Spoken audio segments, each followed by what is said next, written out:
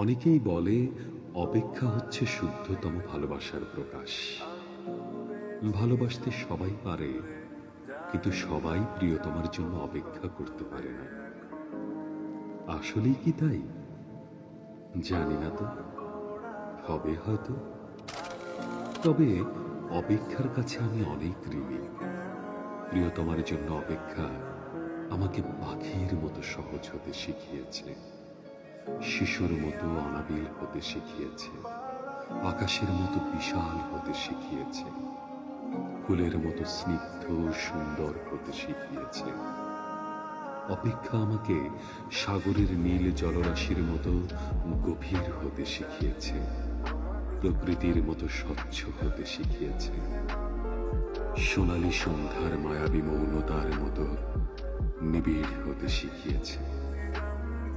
শেষ পর্যন্ত অপেক্ষা আমাকে কবিতার মায়াবী অনিন্দ ভুবনের কাছে নিয়ে গেছে। হৃদয়ের মধ্যে প্রতি মুহূর্তে অপেক্ষাকে পুষে রাখা কি কঠিন, অথচ আমি সেই কাজটি করে যাচ্ছি প্রতি মুহূর্তে।